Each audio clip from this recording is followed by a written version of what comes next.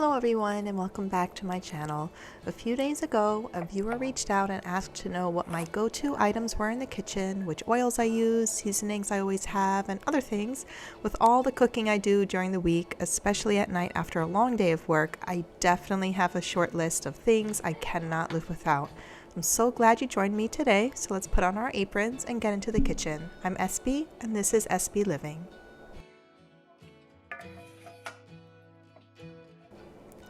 One of the easiest ways for me to put food on the table is to put everything on a big baking tray and pop it in the oven. There's so many recipes out there named sheet pan dinners or tray bakes, and they are so popular for good reason. You just pick a combination of meat or fish and vegetables, your seasoning of choice, arrange it all, and put it in the oven for it to roast without any fuss.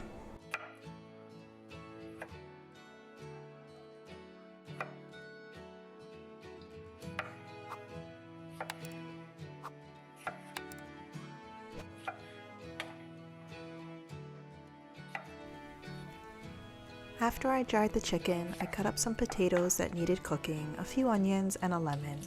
Adding a lemon really infuses everything with a light and fresh flavor. I also grab a handful of olives and topple them right over everything.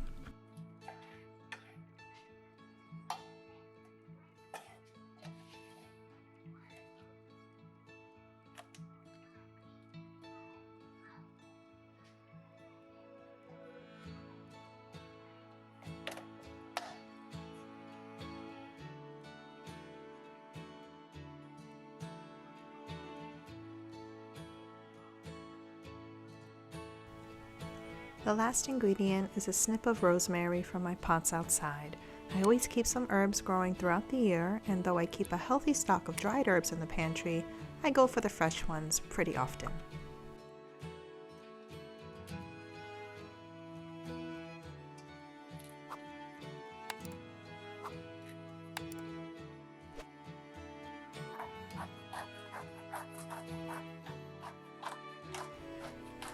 So far, you've already seen a few items I always have. Lemons are always in the fridge because they're so versatile, not just for cooking, but for teas or tinctures we make to stave off colds. And even to clean, just rub a half a lemon with some salt all over your sink or cutting board and you get a beautifully clean surface. As with everything, there's always a supply of sea salt and pepper. I prefer coarsely ground ones, and both regular and extra virgin olive oil. I keep them right in front of my cutting board for easy access, and I can't think of a time where I ever ran out. We always keep some ready for restocking in our garage.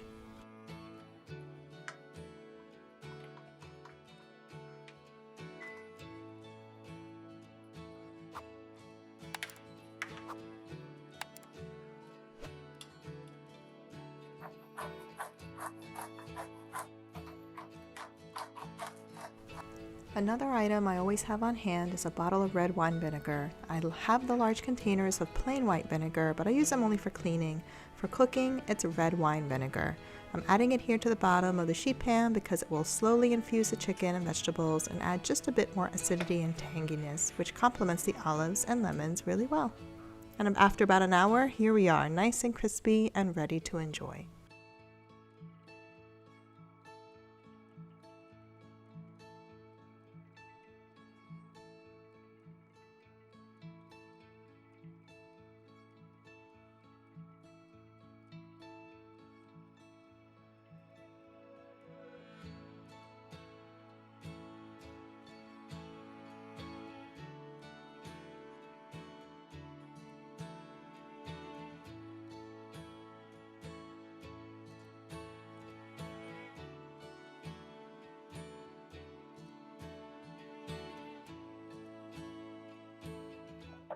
This next dish is a butternut squash, red lentil, carrot, and apple soup. It's one of those soups that I just have to make during the fall season, and my local market has a huge abundance of squash this time of year, so every week or two I make sure I get one. This soup is also a good example of the basic vegetables I always have. If you've ever seen even a few of my videos, you know that onion and garlic is in almost every dish. I also make sure I keep the other two mainstays, carrots and celery. I actually don't grow these items myself, the garlic, onion, carrots, and celery, only because it's actually cheaper for me to buy them at the market all year round than grow them myself. I don't have a huge amount of land to grow, and so I'd rather dedicate the space to vegetables that are otherwise more expensive to buy, but that's a whole nother video.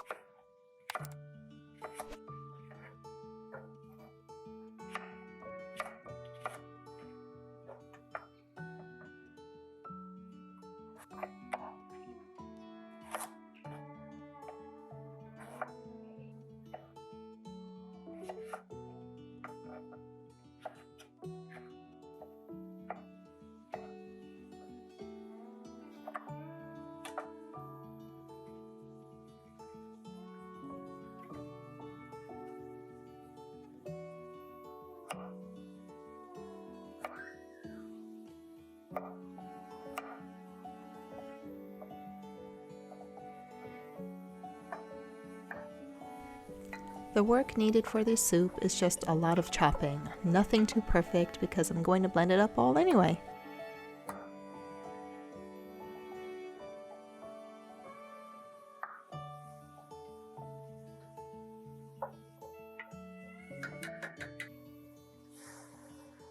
And once it's all in the pot, I just add enough water to cover by a few inches and then put in some chicken bouillon powder. Another mainstay I have is a selection of lentils. For this soup, I'm adding red lentils because they cook faster and they're red, so it works with the color profile too. Green, red, yellow lentils, I always have each of them because they're a good source of protein on meatless nights, and to be honest, lentils are a popular ingredient in Mediterranean cuisine and in a lot of dishes I grew up with. For seasoning, I spoon in some sage and turmeric, salt and pepper, and let the soup simmer until everything is soft.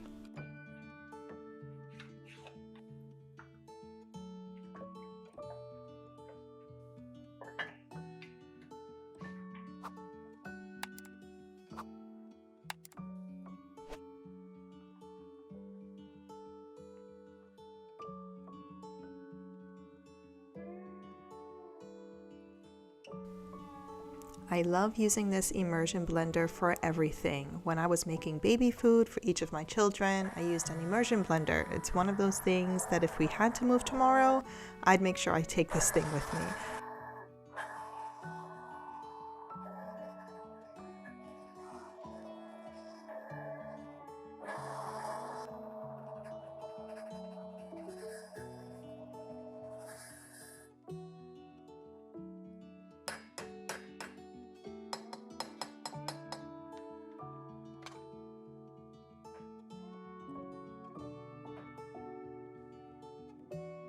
And after a few minutes, this soup is nice and thick, doesn't have many bumps, if at all.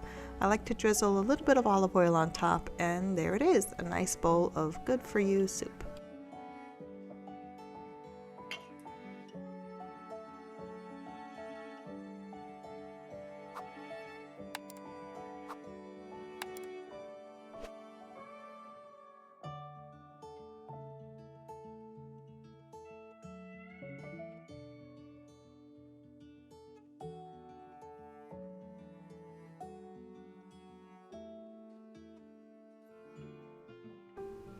An important part of cooking for me is not just to feed my family, but also to make myself feel good. No shame. The way I'm preparing these pears is very similar to the way my grandmother made these when my siblings and I were very young. She would poach pears and apples to make them super soft, mush them up, and spoon feed us. It was essentially baby food, and I did the same for my own children. But now that everyone's older, I like to make them in a little bit more sophisticated way. You'll find recipes on the internet where pears are poached in wine, which is also very good, but this time I'm poaching them in water infused with spices and maple syrup. I peel the skins off, keep them whole, and though you could cut them in half and de-seed them, they'll cook faster that way. I add in some sugar, maple syrup to some boiling water. Then I put in some cinnamon, star anise, and this cardamom to the pot. The pears go in, I cover the pot, keep it on low, and let the pears do their thing.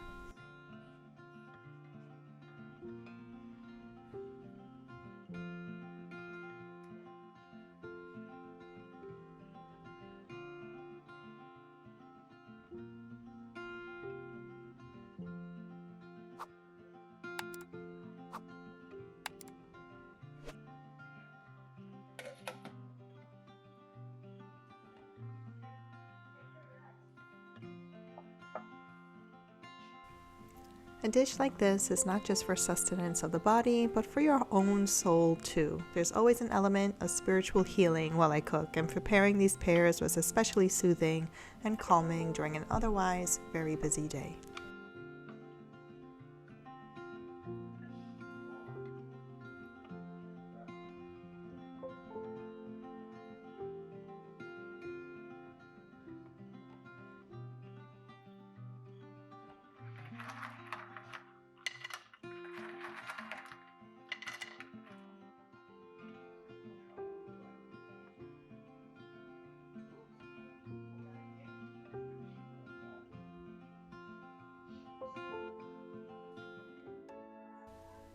There's not many times I venture into Asian cooking, but when I do, I enjoy it immensely. And for this dish, I'm preparing an orange soy sauce to toss with some vegetables and shrimp.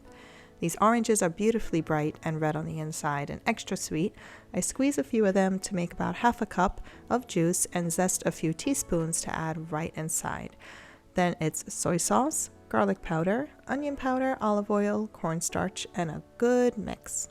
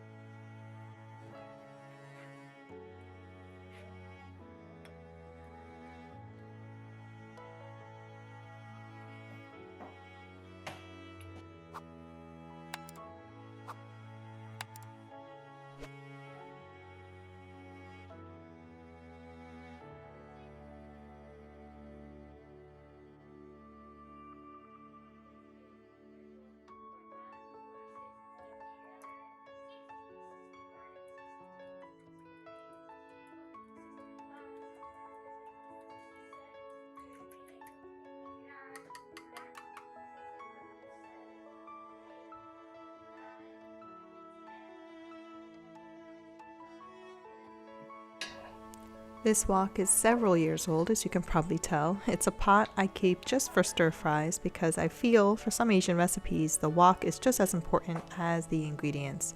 You need that super high heat, which also means you need special oil. My go-to olive oil won't work here, so I tried. I always have this small bottle of stir fry oil that I keep just for the wok.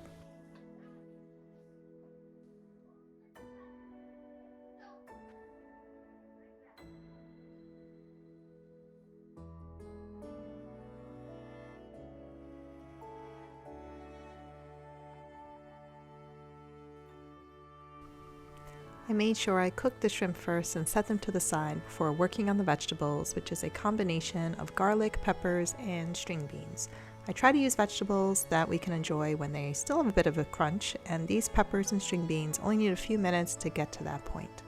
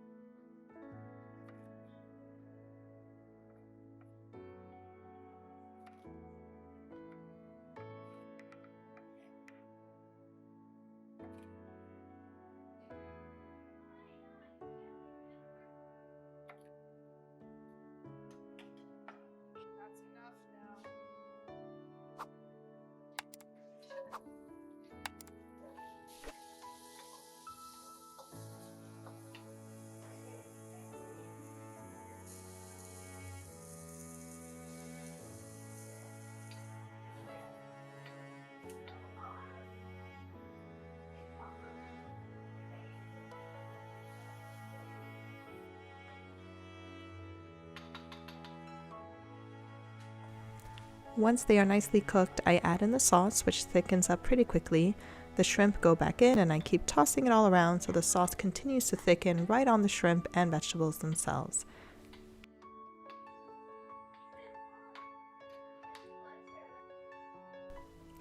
And here we are, a big bowl that can be shared for a simple family dinner.